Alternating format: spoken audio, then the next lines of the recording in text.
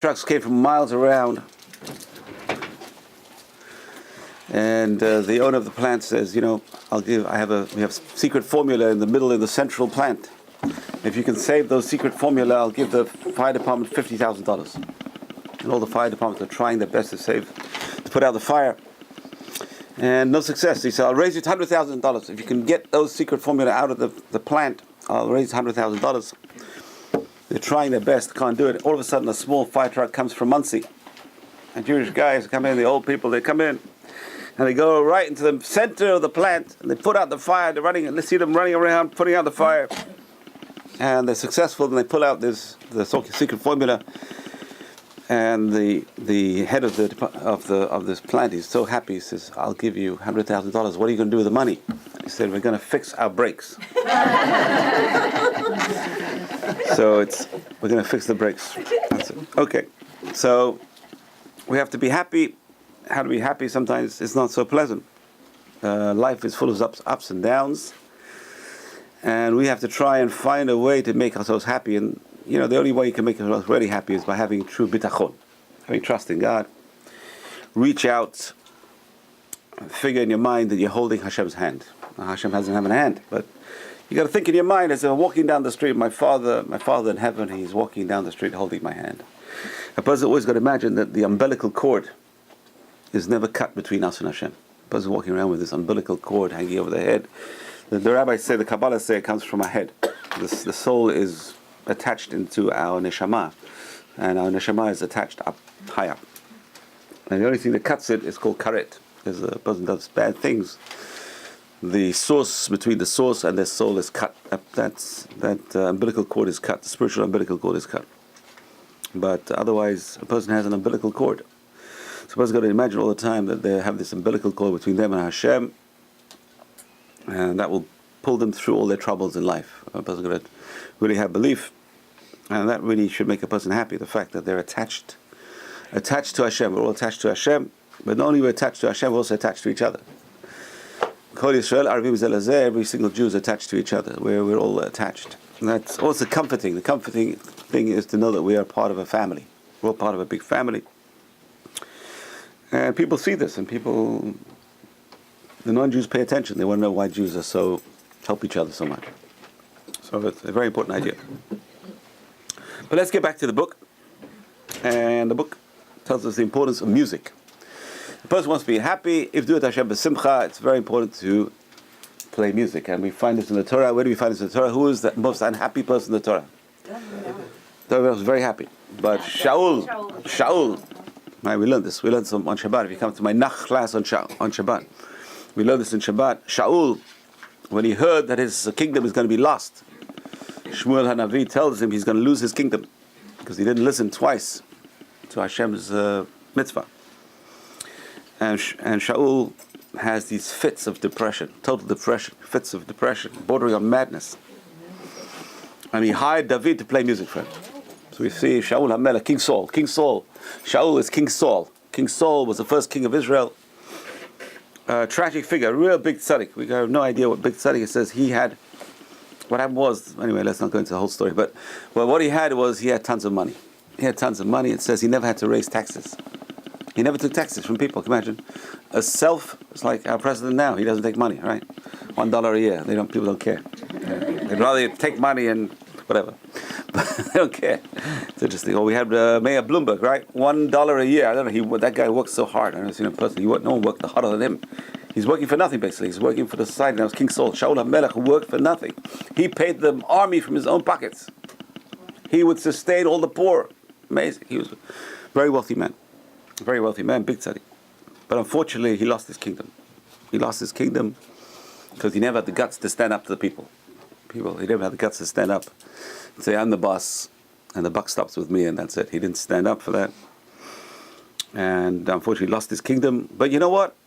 He was very smart. He married his daughter off to the next king. At least his son-in-law is going to become king. At least a relative, no. He didn't want his son-in-law to be king. He wanted to be the king. He wanted to pass it down to his son. Yonatan was like the biggest tzaddik also. Yonatan had no jealousy at all. Yonatan was willing to give the kingdom to David. He knew David's going to get the kingdom. He said, David, I'll be your right-hand man. And David says, fine, no problem, I have no problem with you. And unfortunately, Shaul and his sons were killed at a war with the Philistines, and David takes over. David eventually takes over. So, but we see this concept of music, and also music is also part of the meditation. We're going to have a series on Jewish meditation starting on the 27th at 8 o'clock. But music, if you look at the story also, it says, Shaul HaMelech, before he became king, he was searching for his father's donkey. Imagine, he lost his father's donkey. It's like losing your father's car. Oh boy, in those days. So he lost his father's donkey. He's looking all over for his father's donkey. Until they finally tell him, listen, maybe you should go to the seer. S-E-E-R, seer, Jose in Hebrew. Jose is a person who can see. Jose, if you don't know where a donkey is, where do you go? So you go to the prophet. The prophet will tell you where a donkey is. Maybe he'll know where the donkey is. So he goes to the prophet. Imagine.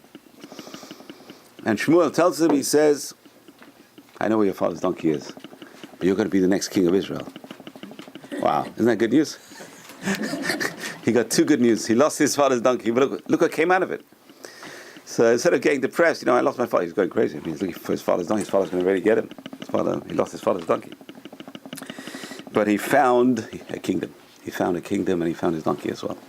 But it says on the way back, he fell in with a group of prophets, and they were playing music, and he started prophesying as well. We find music is a very, very important tool. It's got to be good music, happy music that gives a person a good frame of mind. It's very, very important. And there's a lot of research done into this because they play different kinds of music in different places. Right? If you go to stores, there's music which attracts, and there's also music that pushes out. So like an elevator music is a music that they want to get rid of people. People just hang around the elevators. They play some music. If you play the music, it's very boring music, and people don't want to stay in that elevator to hear that music. They just want to get out of the elevator. So it's interesting, in elevators they play they know exactly which kind of music. It's interesting. A lot of studies done which music attracts and which music pushes. But again, it's very subjective. Some people like that kind of music, some people don't like it. So it depends on you. You've got to find a music that you like. So everything we do in life, as Rabbi Shapiro says, everything we do in life should be done with simcha. Which is amazing, which is an amazing concept. A person's really got to find joy in just being alive. Because when a person finds joy in being alive, it's really a thank you to Hashem. Hashem says, I gave you life. But I didn't give you life to be so sad. It's like bringing a child in the world and a kid's so sad. I'm bringing a life to make a kid sad. No, I want to give life to give a person happy. I want to make his own happy. So you have a happy kid. It's such a beautiful joy to see a happy child. We enjoy a happy child. So Hashem, we're the children of God. We want to be happy because we want to give our Creator happiness. Yes. David knew when he had never had a good day. Did that not interfere with his being happy? No, because he made himself happy. He knew the secret of becoming happy. David HaMelech is really the best secret of becoming happy. What happened was David HaMelech at the early age was thrown out of the house. We have to understand what it's like. His father disowned him. His father thought he was not the father. He thought his wife fooled around because he divorced his wife and she gets pregnant. He divorced her. He didn't want to live with her anymore because he was a big tzaddik. He said, maybe I'm from the descendant of Ruth. And Ruth is a Moabite. A Moabite's not allowed to marry a Jew, and therefore I should divorce my wife after he had 8 children already. He divorces his wife. And she switches one night with a maid. Same as the story of Ruth of Rachel and Leah. And she gets pregnant from him, but he doesn't know it's from him. It's a very strange story. So he throws him out of the house. He's like a shepherd in the field. And Shmuel says, do you have any more children? He says, more children? You mean I have another son? You mean that's my son? Good news. He gets the good news. Shmuel comes and says, do you have any more children? He didn't know he had any more children. Shmuel says, bring me all your sons. All the sons are there except for David. I didn't think it was his son. Do you have any more sons? Oh, yeah, now you tell me. I have a kid in the field with the sheep. He gets good news that that's his son. Wow. Amazing story. Weird story, right? But here's David. Think about David now. Not a day in his life he had peace because at a very early age he was thrown out of the house. His parents made fun of him. His father think it was his father. His brothers made fun of him. And you're not a brother. And even after they hear that, even after they see he's anointed, they make fun of him. Always thinking bad things about him. He was always a no good kid in the family. Terrible. And then Shaul, the father-in-law, he wants to get rid of him. He wants to kill him. Looking to kill him all the time. He's hunted. He's a hunted man. And then the Pelishtim, Balagan, every day. All the trouble. He had never had a moment's peace in his life. But when he had peace, it's amazing. When he had peace, what does he want to do? He wants to build a Beit HaMikdash. As soon as he has a little bit of peace, I have to build a house for God. I have to build a house for God. I have to build a house for God. I have to build a house for God. And Hashem says, you're not going to build it. But I have to build it. I want to build it. You're not going to build it. Your hands are full of blood. You can't build it. Your son will build it. So the question is, why wasn't he allowed to build it? So we know. Because if he'd have built it, it would never be destroyed. Which is good and bad. The good part of it, we still have a temple today. The bad part would be there'd be no Jews. Hashem took out his anger on the building and didn't take out his anger on us. So we wouldn't be around. So you see that David HaMelech, though, knew the secret of happiness, and that's why he played so much music. Why did David HaMelech play so much? I wish we have the words, we don't have the music. The music was lost. We say that one of the Tehillim says, Al Narot Bavel, Shem Yashavnu, Gam Bachinu. On the rivers of Babylon, we wept. Talinu kinurotenu, we hung up our harps. We stopped playing music. From that time on, they stopped playing music. But again, the music was kept till the second temple. So in the second temple, part of the temple service is music. It's amazing. The avodah was done with music. The time bringing the korban was done with music. It says to bring the korban Pesach, they had at least 2 shifts. Because there's no room in the Beit HaMikdash for all these Jews to come with the korbanot. In the second temple, they counted Agrippus was the king. He was the last king. Agrippus. He was half king. He was half Jew. Whatever, descendant of Herod. Let's not go into that story. But he was the last king. But he was a frum guy. He was a good guy. A good man. And he told the priest, page 53. He told the priest. He says, count the kidneys of the korbanot. So know how many korbanot there are. This way we can get a figure how many Jews there are. He says there were 600,000 korban Pesachs. So if you take 10 people at least, they're eating 1 sheep. There are these groups of 10. You're talking about 6 million people already in Israel at that time. The second temple. In the first temple, probably more.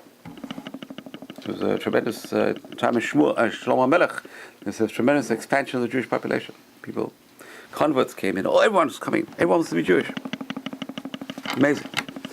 So anyway, it's very important to be happy, and David HaMelech knew how to make himself happy. How? He played music. He soothed himself with his own music. He became an expert musician. No one taught him. He was a self-taught musician. I don't know how he made his music. He probably made his own instruments as well. I mean, who made the instruments in those days? So very, very fascinating. In the Beit HaMikdash was full of music. It's only because of the destruction of the temple. Today we're getting lenient. Today, at one time in Jewish law, there was no music, not allowed to have music. Till today's halakha, the Shulchan Aruch says you're not allowed to play music and drink wine. You're not allowed to go to a restaurant with wine and music.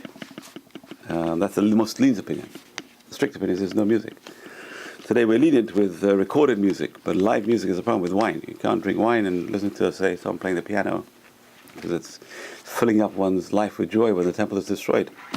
So you need a simcha of a wedding or a mitzvah, then you're allowed to have live music and wine at the same time.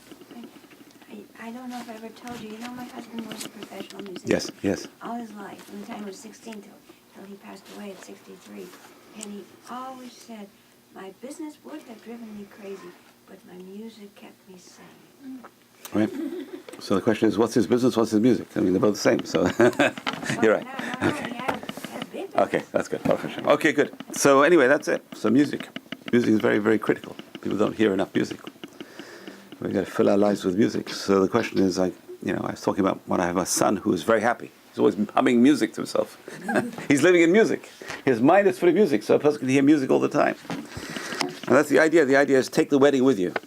You went to a wedding, take the music with you. You can't help that music. That music goes and breaks your eardrums. Right? So today you got to take earplugs to your wedding. It's tragic. To play the music so loud and you're sitting over there. Person losing hearing. I'm losing my hearing. I'll tell you, I'm going to put earplugs. Every time you go to a wedding, don't forget your earplugs. Don't forget the earplugs. For the babies. Huh? The babies, now they have something for the babies. Yeah, forget the babies. What about adults? Babies also, we need earplugs. But it's important to take the music with you. Record it in your head and play it with you. Keep that simcha going in your head, especially when a person needs it. Just think about the good times in life. And that's a very important key. Hashem gave us a memory. Now, a lot of people remember bad things, but why not remember the good things? And play the good things over and over in one's mind and in one's memory. Think about the good things in a person growing up in life. Think about the most enjoyable. Try and remember the most enjoyable parts of life So a person also will thank Hashem. I don't just think about the bad things, always think about the good things as well.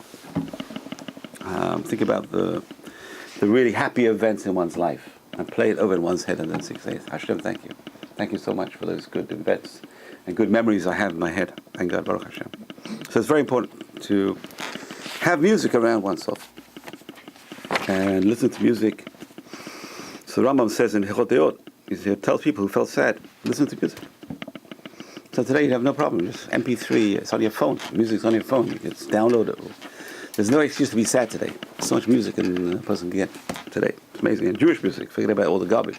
There's lots of Jewish music today, more and more Jewish music. So it's important. So you have an orchestra, you can carry an orchestra with you, and we're so lucky. You can listen to the best orchestras at the touch of a button. It's very, very important. So that's number one. Number two, make a list of what you enjoy to do. The person wants to be happy. Think about what you like to do, and why not take some time off and do it? So it's very important. So a person who is a master of creating a happy life will develop the ability to find a sense of enjoyment. And now, what is enjoyment? So, enjoyment, there's different kinds of enjoyment, but to really put it in a spiritual perspective, enjoyment is doing something which is fulfilling, purposeful. And that's why people today are so depressed, because they don't have purpose in life. To do something purposeful is something which is enjoyable. So it's very important to synchronize the two. Find something purposeful and make that enjoyable for you. So for example, learning Torah. It's definitely purposeful. The question is if it's enjoyable. Someone's going to try and make that part of their life and make an enjoyable part of their life. So find someone you like to listen to and go and listen to them and or play the tapes or whatever it is, and this way you're learning Torah and it's enjoyable for you. My mother was a very big fan of Victor Miller. In fact, when she came to America to visit me, she says, "Take me to Rabbi Victor Miller."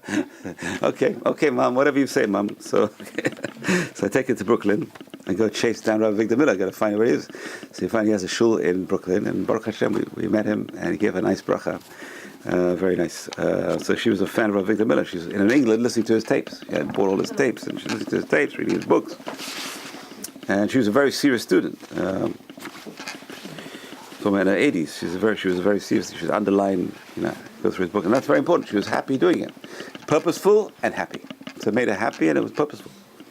So find opportunities that are purposeful and also make you happy. Whenever you do something, keep a note, mental note. Does that make you feel good? If it made you feel good, it's very good. So do it. So do it, and it'll make you feel good. It'll make you feel happy. So write a list of things that you enjoy doing. Make a list, and this way, when you don't feel so great, listen, I got a list of all these things I like doing, so let me do something I like. This will make me happy, and it's purposeful. It'll give me a boost. So recall times when you were in a positive state. What put you into that state. Add to your list things when you find enjoying to do, that you used to do, and now you don't do anymore. So why not go back to do them? This is what I used to do, and that's what I enjoy doing. So he has a whole list over here. I'm not going to go through the whole list. But for those who have the book, it's on page 56, 57. You have a list of things which hopefully are enjoyable. I don't know, depends on the person. Depends what you like to do. But one of the most important enjoyable things is just going through an album and looking at the past and saying, look, all the weddings in the family, all the children, and when they grew up, and it's very enjoyable. If a person feels down, take it out. That's what it's for. That's what a album is for. Today, have videos and other things. The person can perk up anytime. The best thing to do is play it over one's mind. Carry it with you. So I'm moving on to chapter 19, page 58, and this is a very important technique, and that is mirroring and modeling happy people. A person should have at least 3 happy people in their lives. If it's your spouse, even better. It's hard to find a happy spouse. At least you have one kid, at least. Who's a happy kid, It's very important to have at least a few role models of happy people around in your life. And that's how people learn. People learn by mirroring and by modeling. People learn by mirroring and modeling. In fact, it's interesting because the Torah, the first time uses the word gadol and katan. Who can tell me, where does it use the word gadol and katan in the Torah? There's a very, very important rule. The first time a word is used in the Torah, that's really the context. You have to understand the word. By the sun and the moon. Excellent. Here's my best student here. She's my best student. She comes, okay. So the sun and the moon. The sun and the moon, by the sun it says, Hama'or hagadol, Hamemshelet hayom, Ma'or HaKatan lememshelet balayla. The Ma'or HaGadol, the sun, has dominion in the day, and the moon has dominion at night. So Ma'or HaGadol, Ma'or HaKatan. So what's the difference between Gadol and Katan? From that perspective, we can understand what is a Gadol and what is a Katan. So the answer is the sun radiates. A Gadol is someone who radiates to others. You're a giver, you're a teacher, you're always doing it for others. That's a radiator. You're radiating things for other people, right? So usually a parent is a radiator. You're radiating to your children. You're giving to your children. The child is like the moon, Katan, Ma'or Katan. Why is the child like a moon? What does the moon do? The moon mirrors what it gets. So light from the sun is mirrored by the moon. Delivers light at night time. Delivers light, but it's not really its own light. It's the light which is mirrored on it from the sun. The sun is radiating to the moon moon mirrors, and that's the job of a child. The child mirrors what it sees. So the child is happy. It's a sign that at home, someone is happy, hopefully, because the child is mirroring someone at home. Right? Usually the children, they copy. They're very good copiers. They see something on TV, they copy it. They see something at home, they copy it. So it's very important what goes on with that child. You can see he's mirroring things. The children mainly mirror things. So if he's learning bad words, he's getting from somewhere. He's mirroring. He's learning good words, coming from somewhere. If he's praying nicely, it's coming from somewhere. He's mirroring. So we have to also find people that radiate good energy, radiate happiness that we can mirror. And that's very, very important because we, human beings, copy. We copy people. We emulate things around us. So it's very important to see happy people and try and find them and model them and mirror them. So usually we do things naturally, but a person's got to go out the way to find these happy people. So if everyone in your life is kvetching, everyone in your life is grumbling, everyone in your life is complaining, it's very hard for you to change. How are you going to do to be different? And especially if a person grows up in a house like that. Everyone's complaining, and everyone's critical, everyone's this. So it's very important to become a happy person. How do we do that? And the answer is we have to mirror happy people. The Rambam writes in Choteot, the very nature of human beings is to be influenced by their surroundings. Peer pressure. So if you're around happy people, they will be part of you. You'll mirror it automatically. Ezu Chacham, Halomed B'Kol Adam, to learn from other people. A wise person learns from other people. So obviously we need good people to learn from, not learn garbage from people. We learn good things from people. So one of the things we have to look for is a person who's a happy person and try and learn from them. How am I always happy? How's that person always happy? How's that person always smiling? When you mirror someone, you will access the same state that they are in. Amazing. It's an amazing concept. If you're on the same wavelength, you'll be able to give and take on the same wavelength.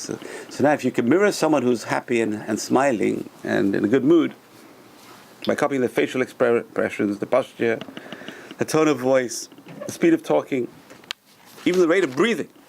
When you mirror them, you become them. When you mirror them, you become... It's amazing. Think about it. Yosef HaTzadik, right? Why is he called Yosef HaTzadik? He's the only one of the forefathers who called HaTzadik. So it's only once in the whole Gemara that it calls him Yosef HaTzadik. I can't remember where it is. I think Baba Batra. But it's one place in the Gemara where it calls Yosef HaTzadik. Why is he called Yosef HaTzadik? Because he succeeded with standing this great test with Potiphar's wife. Tremendous test. She was after him every day. She's a beautiful woman running after him. And he succeeded. How did he succeed? So Midrash says he nearly succumbed, but he saw his father's face. He mirrored his father. His mirroring his father's face saved him.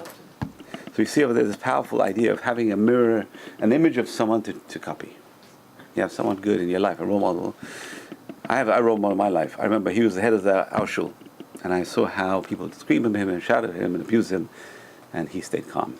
And that's my mirror. That's my image. I want to stay calm. That's it. Just try and stay calm. How do you survive? Just stay calm. So you'll come, they complain, they kvetch, whatever it is. They come to the rabbi always with sometimes, usually it's complaints, very few compliments, but usually complaints. And what do you do? Just stay calm. That's the answer. The answer is you'll survive by staying calm. And it's a very, very important technique. So that's the image I have as a kid. I see people shouting at him, and he's calm. So shout more. It doesn't affect me. You can scream as much as you want. So it's a very important idea to have some kind of role model of happiness. You can find someone in your life who's a happy person and mirror them. So that's a very, very important technique. So when you mirror a joyous or serene person, you experience joy and serenity. Amazing. It's very hard to find a happy person today. It's very hard. And in our school we have a person who's one of the rabbis over there, who's very beaming all the time and, like Beit Shammai, Haveh Mekabel Kol Adam B'Sefer Panim Yafot, always see people with a good, cheerful countenance. It's so hard to find people who smile when you look at them. It's very, very important. So we have to try and find someone and try and experience joy and serenity by activating this mirror image. So that's a very, very important idea. This is very, very... To mirror someone who's a happy person. Breathe the way they do, smile the way they do. And if you keep that up, you'll be modeling them, and you'll be like them. You become like them. It's very, very important. And that's, hopefully we have someone in our lives that we can model. If we have a happy person, a happy parent, a person who's who cheers people up, it's very, very powerful. It's very, very important. So think of 3 joyous people to model a mirror. I don't know. I can't think of 3. Can you think of 3? If you can find 3 people in your life, you can model a mirror of a happy person. 3 happy people. There's a beautiful story. I don't know if it's a true story. That says it happened in the time of the Arizal. It's in his book, the Arizal. That very mystical story that he was having this. He had a minyan in his shul, and there's 2 Arizal shul, by the way, in the Sfat. There's a Sephardic Arizal shul, and there's an Ashkenazi Arizal shul, because the Arizal was half-half. His father was Ashkenaz, his mother was Sephardi, and his father passed away when he was a very young kid. He was brought up by his mother's family in Egypt. So he was brought up as a Sephardi, but technically he was Ashkenaz. So he was comfortable in both. So in Sfat he would sometimes go to the Ashkenazi shul and then go to the Sephardic shul. So his Arizal Ashkenazi shul, Arizal Sephardi shul. And then what happened is he made Nusach Sfard, which is a combination of both. So he and that's what Nusach Sfard came from. Nusach Sfard, the Hasidim adopted Nusach Sfard because Arizal says the Sephardic prayers go through 12 gates and the Ashkenazi prayers only go through 1. So he changed the Ashkenazi prayers, made it more Sephardi, and that became called Nusach Sfard. Interesting. So anyway, so even the Sephardim changed their tefillah also. He sort of fine-tuned everything. So the Arizal apparently had a very mystical minyan over there, and one Shavuot it was, he calls up Avraham Avinu, and Yitzhak, and Yaakov, again, Aliyot. I see these old men coming. And who is that? That's Avraham Avinu. That's Yitzhak. And that's a legend. I don't know. Yitzhak. And they saw David, and everyone started laughing. He was jumping around and dancing, and such a happy person. Hard to imagine that. It says when David HaMelech brought the Aron HaKodesh to Yerushalayim, he was dancing, Mekarkel Bechol Oz. It says he was jumping and dancing with all his strength. And his wife, Michal, was looking out the window, and she rebuked him. She said, "Who do you think you are? You're showing your legs to the women. You're like one of the tramps on the street." He said, "I'm not like your father." He says, "Your father was very proper, and he lost his kingdom. In front of God, I'm nothing. I'm a nobody. I'll dance like a regular person in front of God. I'm doing it for the sake of Hashem. I'm not doing it for you. I'm not doing it for anyone. I'm doing it for this Hashem." So he would dance. So apparently he was a very, very happy person. And if you say David HaMelech, you'd also be very happy. So we have to find someone like that, someone we can imagine who radiates happiness. And it's very hard to find, but it's very good to find someone and radiate like them. So a person has to be happy and joyous, learn from others, but eventually it'll be part of your personality, be happy and joyous in your own way. So a person's going to be happy and joyous in their own way. So same thing with joy. So something which you can learn. Just like you learn something in college, you learn something in school, so too a person can learn traits by copying others. We can learn to be happy by copying someone who's a happy person. Always look for happy people. It's getting rarer and rarer to find happy people. So a person is happy and smiling, and it's very, very important to find someone. So think of 3, if you can find 3 joyous people to model and mirror. If you cannot think of any, you have to change your environment. You gotta move. Where you gotta go? You gotta move and find someone. The fastest way to teach someone else how to become more joyous is mirror them. Enter a joyous state yourself and ask that person to mirror you. So if you can do that and you can be the role model for others. So it's very important, especially parents, grandparents. We've got to learn to be happy.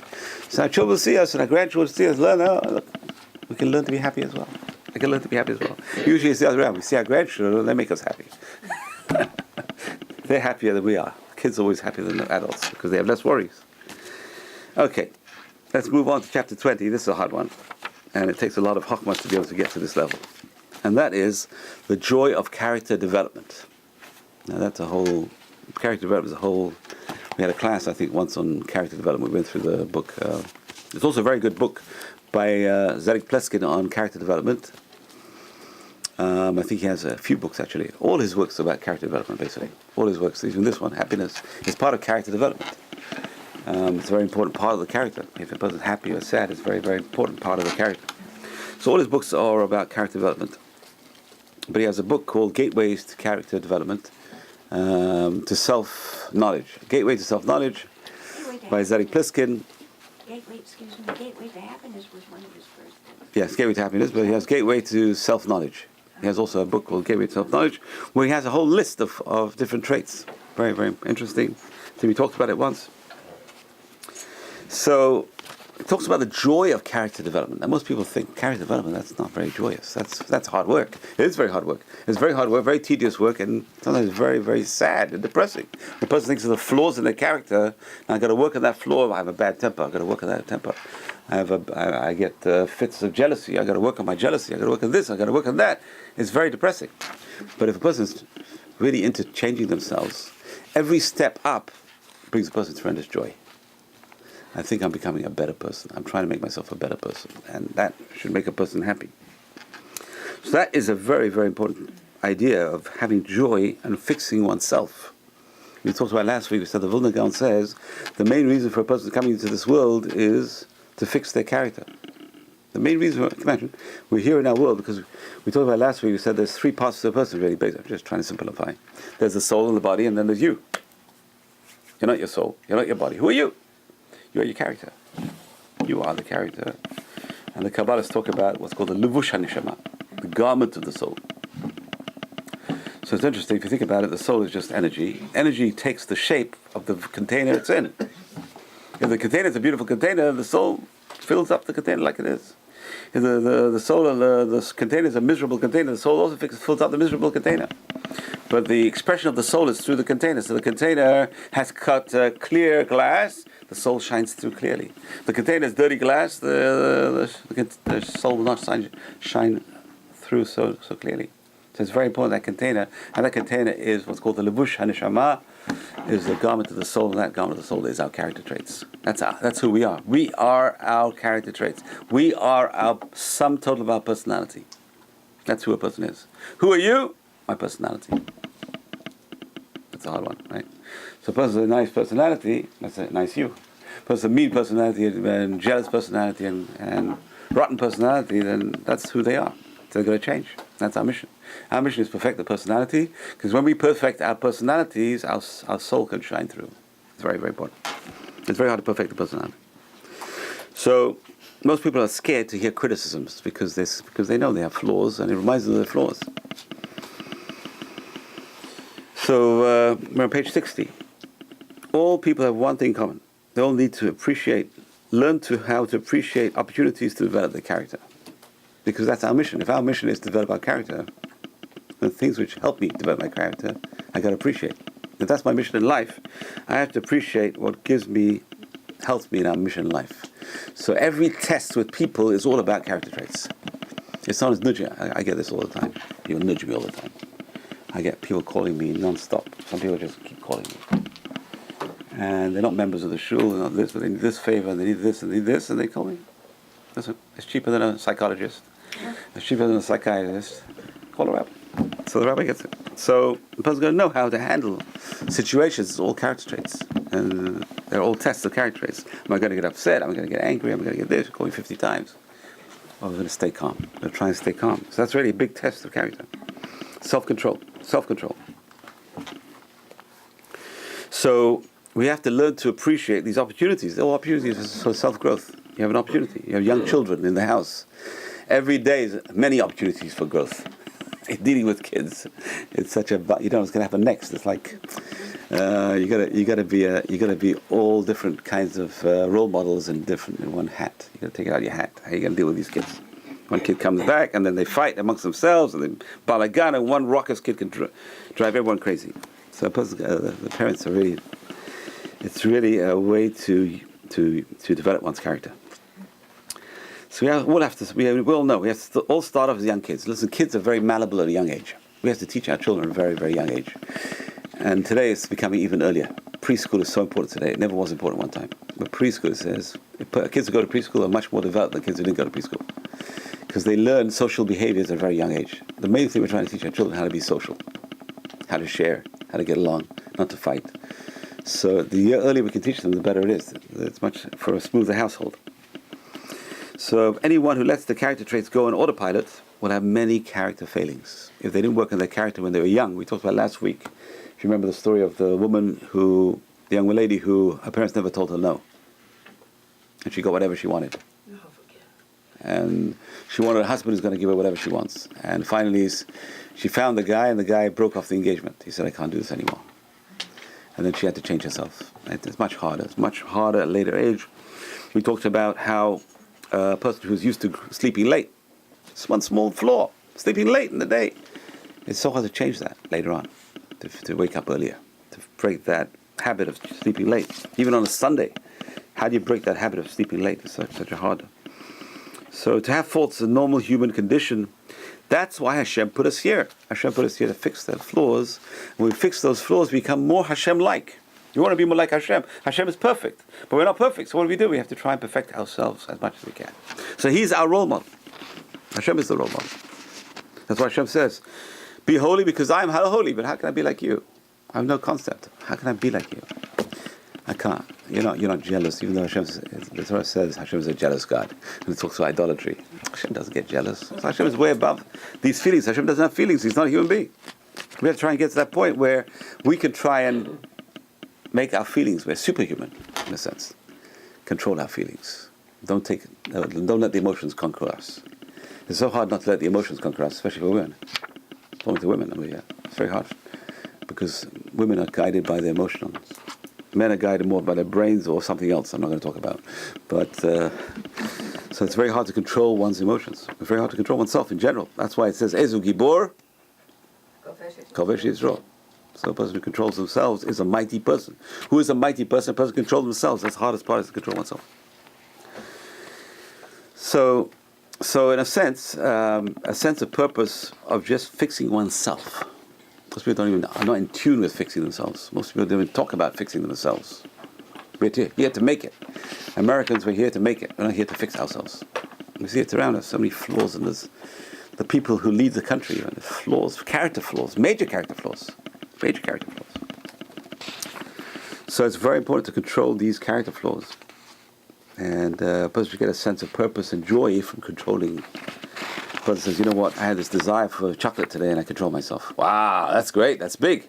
Halavai only got chocolate. I don't know. But we have start small. So a person would never want to lose their wallet or purse. If you do lose it, you'll be glad you notice it misses, then you can start searching for it. Same thing when a person says, I have a character flaw, I just noticed. Thank God I now recognize it. Now I can work on it. This way I can get it back. I can fix it. So it takes moral strength and courage to be open to improve oneself. But it's another source of joy, because every time you fix yourself, you're saying, wow, I fixed another flaw, and I fixed another flaw. The person's got to work to perfection. That's the hard part. It's very, very hard. So a person's got to be open to criticism, which is so hard to do. So hard to be open to criticism. A person needs good self-esteem first, before they can be open to criticism. That's another issue. So on the other hand, we don't want to break people's self-esteem, so you don't be too critical of people. But a person with good self-esteem, that's a person going to work on the self-esteem issue first before they work on these things. Okay. So let's move on. Page 62. And first of all, he has some quotes at the beginning. I don't like doing housework, but I end up spending a lot of time doing it. Okay? You heard that before? I keep stalling about doing my reports. They're a real hassle. The entire time I'm at my job, I keep thinking, I can't wait until 5 o'clock. I want to get away from here. I want to get away from here. So there's many things we do. Why not do them in a good state of mind? If we're going to do it anyway, might as well find some kind of joy. Make it purposeful. Make it a fun thing to do. Have joy doing it. Why not have joy doing it? It's interesting, as a teacher, the kids can sense if you're exasperated with them or you're happy. If you're happy, the lesson flows much better. If you walk in exasperated already, you're finished. The kids sense it. Same with children. If you smile at them, they sort of relax. If you're frowning at them, they sort of get more tense, and they become their behavior changes worse. So it's very important to be relaxed. It's hard. It's very hard. Sometimes you relax, and you can't tell with these kids. You can't tell, basically. But they'll drive you crazy either way. Okay. But why not do it in a happy state? Why not do it in a happy state? So you want to be a teacher, you're going to do it. You're going to find some joy in doing it. Find joy in anything you do, otherwise it's going to be a torture for you. So you're going to find something you like to do. If you can't find something you like to do, make it as bearable and as likable as possible. So even housework.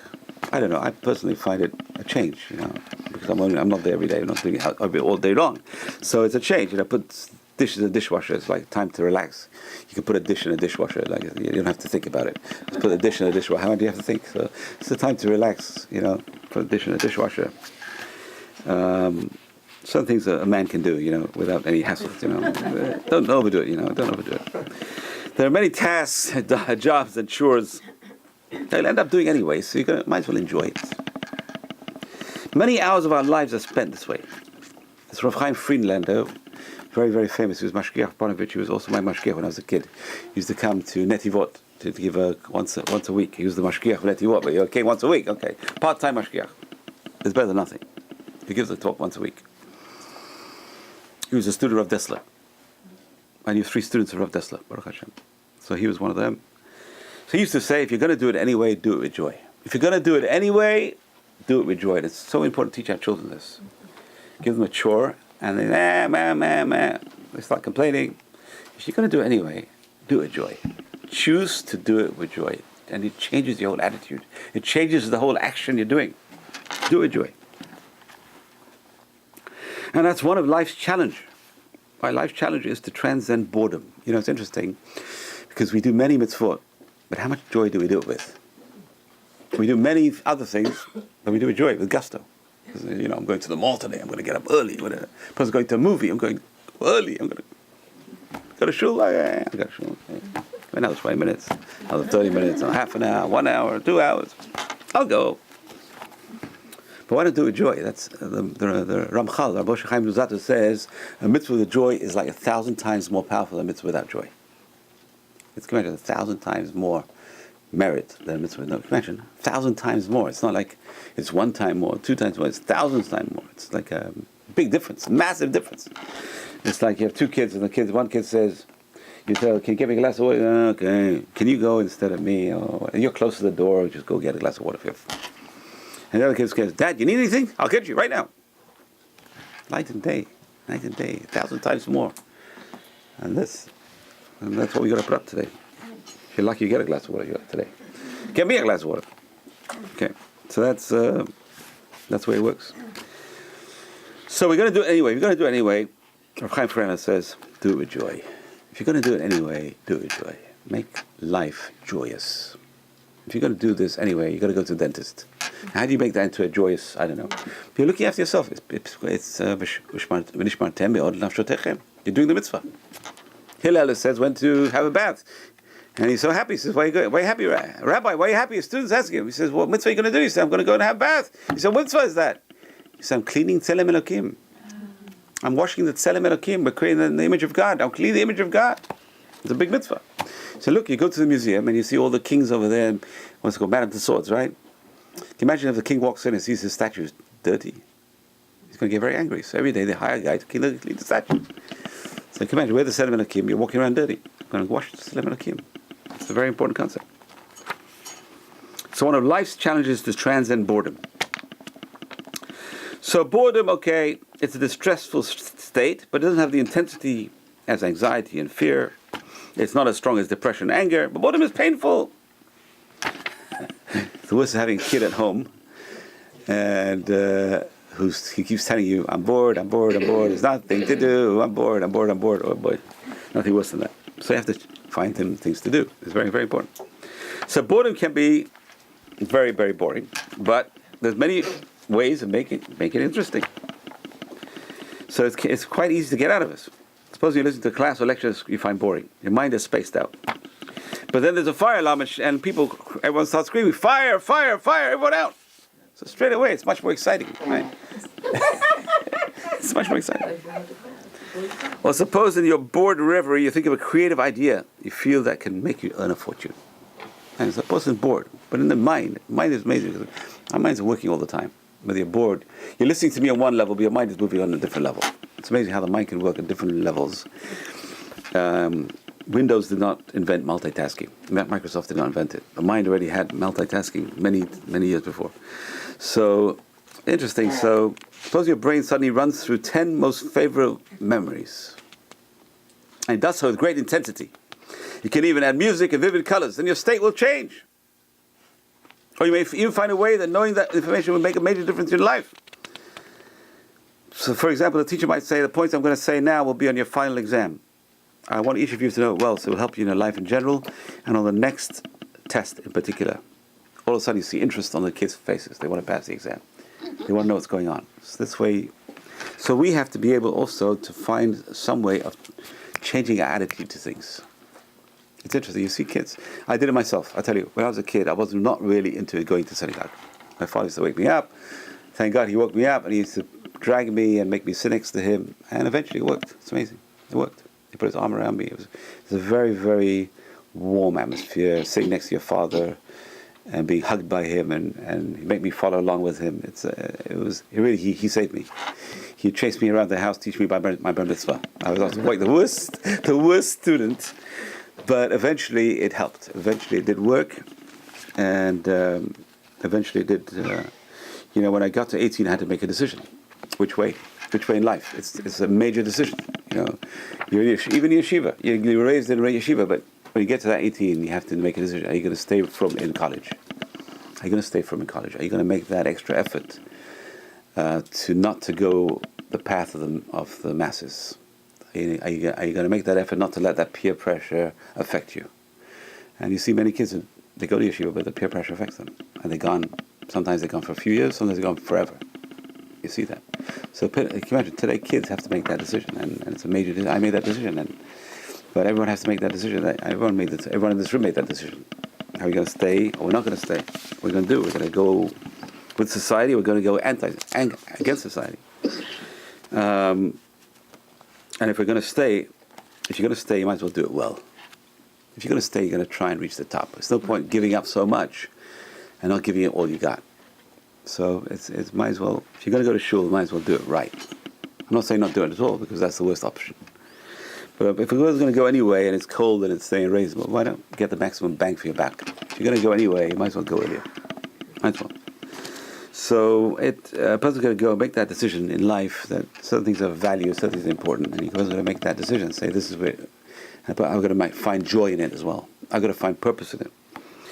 And I tell you, when you think about it, you think about, connecting to your parents, and connecting to your grandparents, and your great-grandparents, and your great-grandparents, connecting back to Avraham Avinu, and Yitzhak, and Yaakov, and Sarah, Rivka, Rachel, and Leah. That's really the joy, that we're connected. We're connected back to our anchor in life. We're connected to who we are. This is who we are. This is who they were, and we are their children, and we're connected to them. So a person's going to find joy and meaning in it, and when you find joy and meaning in it, then you're going to make yourself a happier person. Okay, so thank you for listening to me and boring you to tears, but hopefully